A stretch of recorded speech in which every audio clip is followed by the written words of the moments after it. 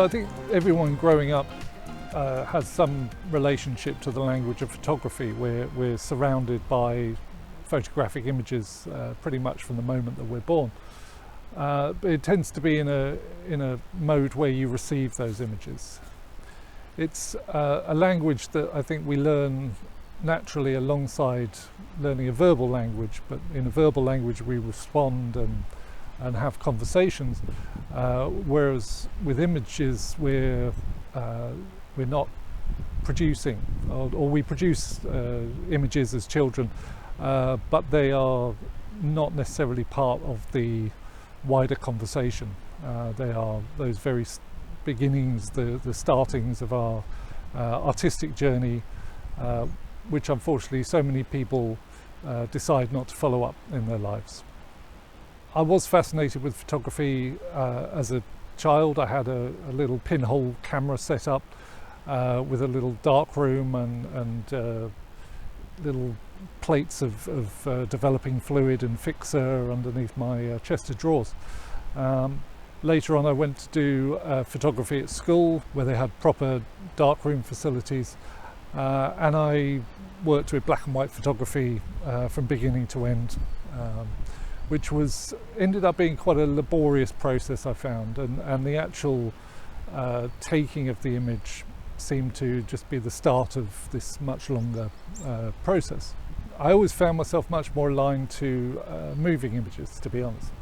I've worked a lot with Super 8 film, animation. I was very interested in model animation, work of Ray Harryhausen, and also I was very interested in the sort of hybrid films, for example Coin e Scuzzi by Godfrey Reggio, Legette by Chris Marker, those films that used very long takes like Tarkovsky, where there was felt like a sort of halfway between photography and filmmaking, and that still resonates with me a lot, and I think it has really informed my algorithmic photography practice.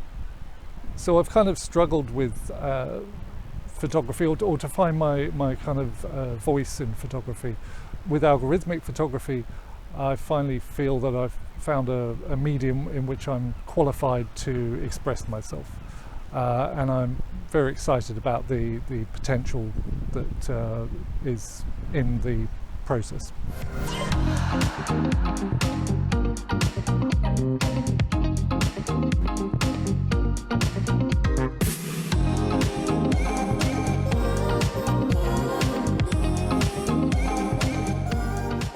Algorithmic photography is a digital photography process where I use a video camera to record a short piece of video up to about 5 minutes, and then I run every single frame of that video sequentially through a custom piece of software that I've been developing over the past 3 years.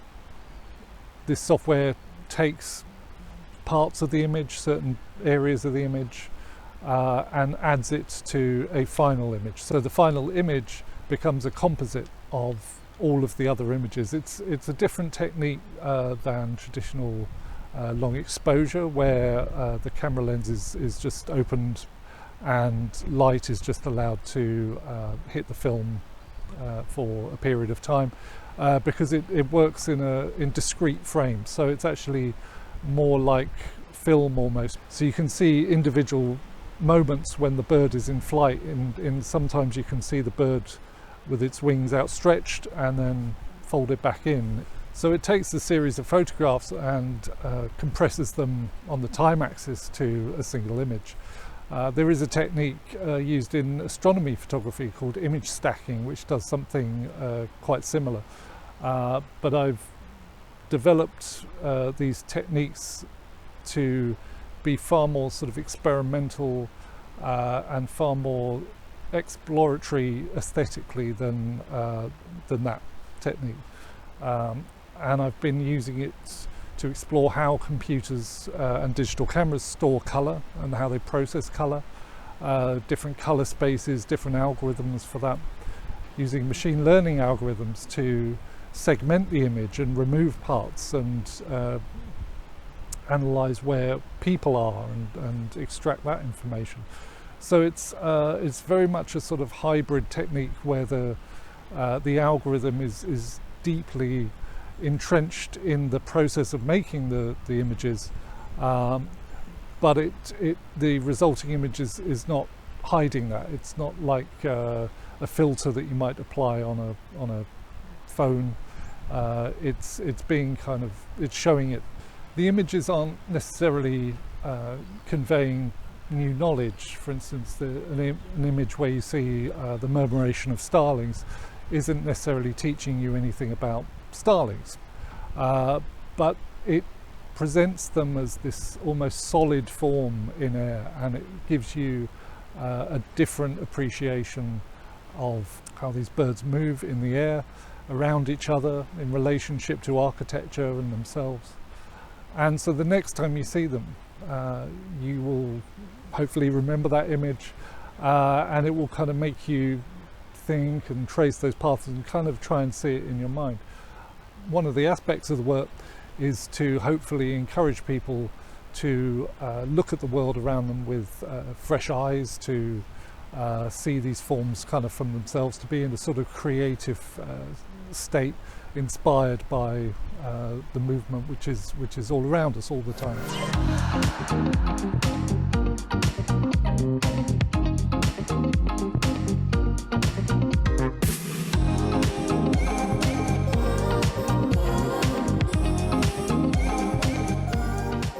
I think the mobile phone has had a really interesting effect on photography, both in the production of photography and the consumption of photography.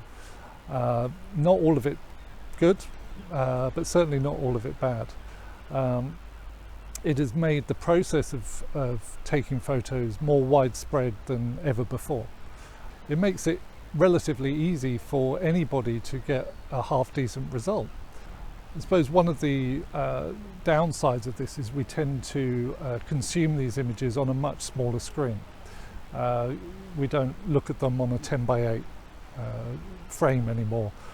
We look at them on these much smaller screens, which means that we're less concerned probably with levels of detail or depth, or much like the way that a lot of action films these days are designed to be watched on smaller screens. So the characters are kind of bigger. There's not a lot going on in the background.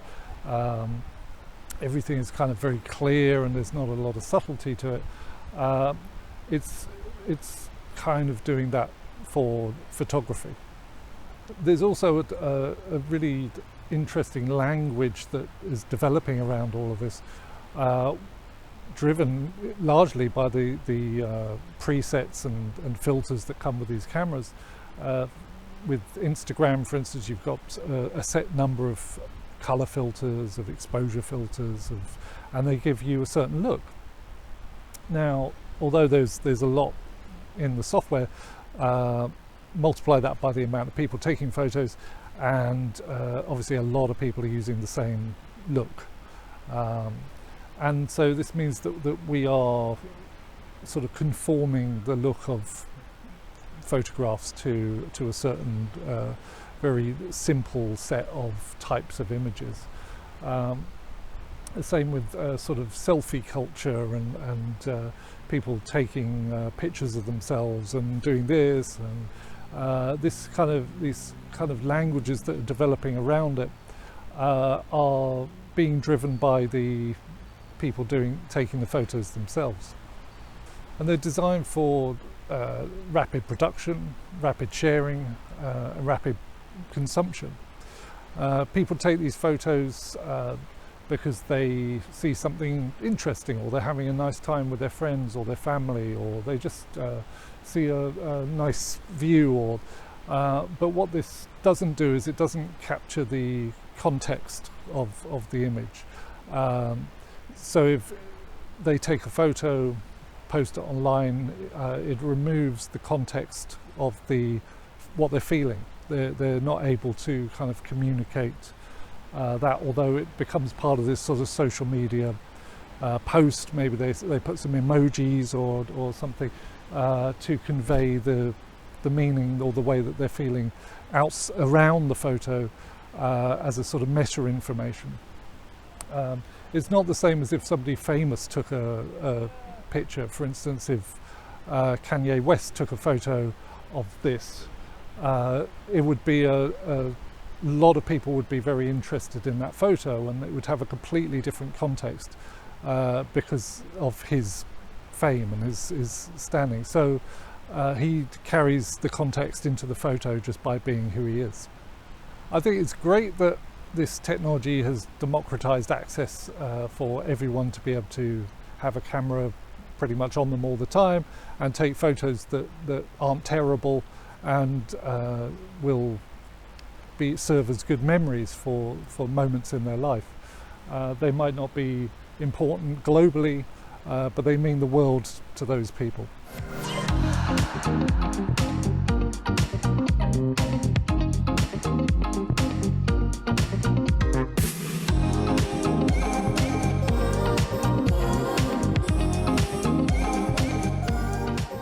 I agree with the idea that the camera does not disappear. I think that every aspect of the technology that we employ to take photographs, whether it's chemical or mechanical or digital, leaves an indelible imprint on the final image. Every choice, from the lens, the sensor, the film, will affect that final image. The idea that the camera never lies is obviously a complete fallacy, or maybe lie isn't the best way of saying it. It's telling its truth. It's only seeing what it sees. Although these days, with more algorithms built into the camera themselves are becoming more intrusive. They're telling us which filters to use and suggesting different modes, and maybe we should do a portrait rather than a landscape orientation. The camera is kind of taking over. Fundamentally, the camera does not work the way that the human eye works. Photography is very strange in that way, because the image that you see is very, very far removed from how we perceive the world. It is in focus across, or potentially in focus across the entire image. There is no variation in detail levels or color responses, whereas the eye is completely centered in the middle for detail, and on the outskirts is all sort of movement, and is color responses is completely different. We respond to blue light a lot less than green or red. So this idea that the camera is somehow a natural extension of the eye, I think is fundamentally kind of untrue. And if you agree with that, then the camera can never lie, because it was never telling the truth in the first place. I think that the camera doesn't just transform the image. I think it transforms how we see the image.